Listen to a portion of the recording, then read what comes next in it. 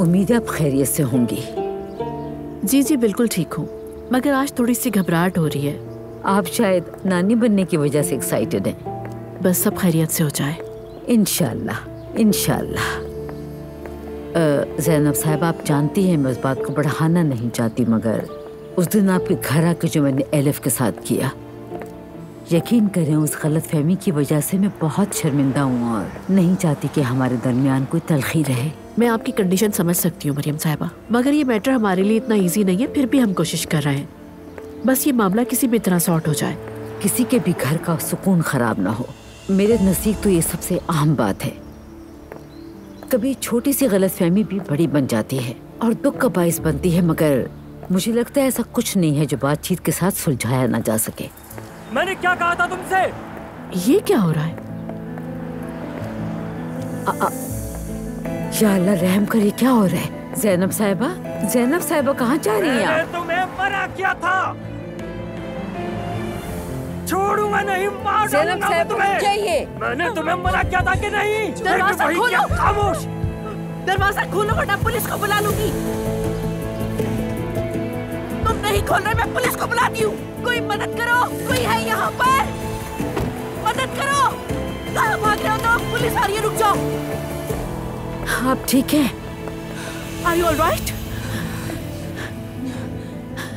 सीने पर मारा उसने। पेन ज्यादा तो नहीं हो रहा आपको? नहीं, अल्लाह का शुक्र है। या अल्लाह रहम कर। आई थिंक आप मेरे साथ हॉस्पिटल चलिए। लो ये सुनो, तबीयत ठीक हो जाएगी। नहीं नहीं शुक्रिया, मैं ड्राइवर से पानी मंगवाती हूँ। हिकमत बेटा, गाड़ी में मेरा पानी रखा हुआ है, जल्दी से लेकर आओ। कौन था वो शख्स? शौहर है मेरा। हमारी लड़ाई हो रही थी और फिर वो मुझे मारने लग गया। प्लीज मेरी बात सुनिए, मेरा घर यहाँ से करीब ही है, आप मेरे साथ वहाँ चल सकती हैं। मेरी मम्मी घर पर होंगी, आप वहाँ महफूज रहेंगी, घबराने की जरूरत नहीं आपको। नहीं शुक्रिया, मैं बस थोड़ी देर के लिए यहाँ बैठूंगी, फिर मैं यहाँ से चली जाऊंगी। तो फिर पुलिस स्टेशन चलिए मेरे साथ, मैं गवाही दे सकती हूँ। नहीं बिल्कुल नहीं, कोई जरूरत नहीं, मैं कुछ देर अकेले रहना चाहती हूँ। यहाँ अकेले रहना ठीक नहीं है, वो शख्स यहाँ दोबारा भी आ सकता है। मैंने अपनी आंखों से देखा है, वो आपको मारने की कोशिश कर रहा था। अल्लाह ना करे। नहीं, बहुत शुक्रिया आपका, मैं ठीक हूँ। थोड़ा बैठूंगी तो बेहतर हो जाऊंगी। Are you sure? मैं तो कहती हूँ आप मेरे साथ चलिए। अल्लाह आपको हिम्मत दे। मेरी दुआ है कि आपका जो भी मसला है वो जल्द से जल्द हल हो जाए।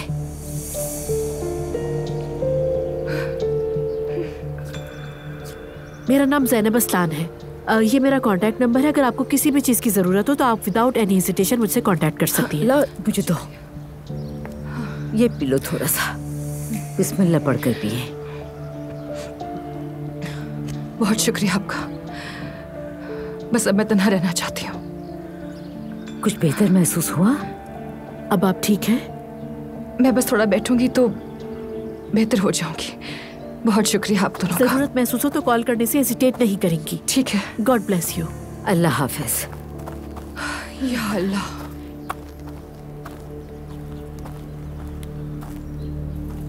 आपको उनके बीच नहीं आना चाहिए था। मियाँ बीवी के मामले में कौन बोलता है? क्या मतलब मियाँ बीवी का मामला? अरे जब बात मारपीट तक पहुंच जाए तो क्या किसी को बीच में नहीं आना चाहिए? अगर औरत शौहर के हाथों मार खाए तो क्या आप उसे मामूली बात समझती है मरियम साहिबा?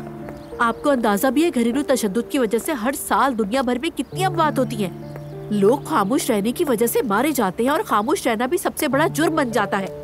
लेकिन ऐसा लगता है जैसे वो औरत खुद को बचाना चाहती ही नहीं थी। उसे देख के लगा कि वो ये चाहती ही नहीं थी कि हम दोनों वहाँ रुके।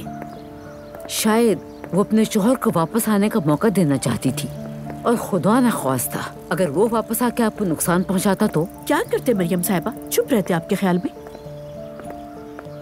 वो जो लड़की थी ना, मैं पहचान गई हूँ, बहुत मशहूर गुलकारा रही है अपने दौर की, वो बहुत लोग जानते हैं। Oh really? शायद इसीलिए हिचकिचा रही थी। मुझे भी लगता है यही बात होगी, लेकिन उसके अंदाज से नहीं लग रहा था कि वो बचना चाहती है। अनजान लोगों की बिना सोचे समझे मदद करने वाला खुद भी मुश्किल में पड़ सकता है। आपको फौरन भाग के उसकी गाड़ी के पास नहीं जाना चाहिए था। और मैं ऐसी सिचुएशन में कभी पीछे नहीं हटती। फिर भी ऐसे लोगों का कोई ठिकाना नहीं होता, या फिर उन्हें बच्चे छिन जाने का डर होता है। तो फिर कानून किस लिए है बताइए? आई मीन हर तरह की सूरत हाल से निकलने का कोई ना कोई रास्ता तो मौजूद होता है। इंसाफ उसी को मिलता है जो चाहता है। सुबह सुबह ये सब देखकर मेरा दिल दहल गया है। मेरे हाथ तो अब तक कांप रहे मरियम साहिबा। अल्लाह करे कि बस सब खैरियत हो। वैसे भी आपको उसमें इतना इन्वॉल्व नहीं होना चाहिए था, आपने गलत किया। और कल आप देखिएगा वो औरत दोबारा टीवी पर आकर उसी इंसान के साथ नाच नाच कर गाने गा रही होगी।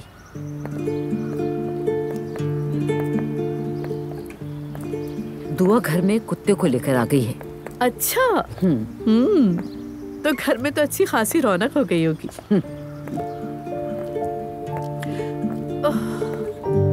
मॉम आप देखती वो कितना प्यारा है, बहुत समझदार। मेरी एक आवाज पर दूर से दौड़ा चला आता है फौरन। क्या बात है दुआ, किसी दिन हमारे यहाँ भी लाना। ठीक है, ले आऊंगी।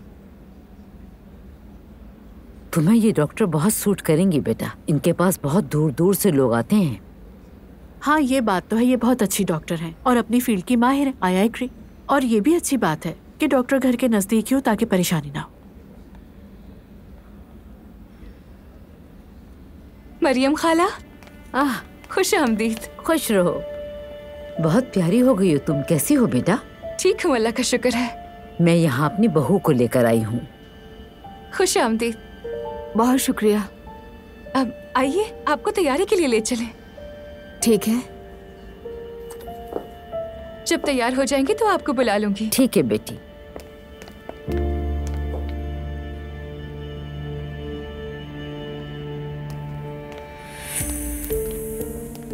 अस्सलाम वालेकुम डॉक्टर साहिबा, कैसी हैं आप? वालेकुम अस्सलाम, मैं ठीक। आप कैसी हैं मरियम बहन? अल्लाह का लाख लाख शुक्र है। ये ज़ैनब साहिबा है, मेरी बहू की वालिदा। अस्सलाम वालेकुम। वालेकुम अस्सलाम।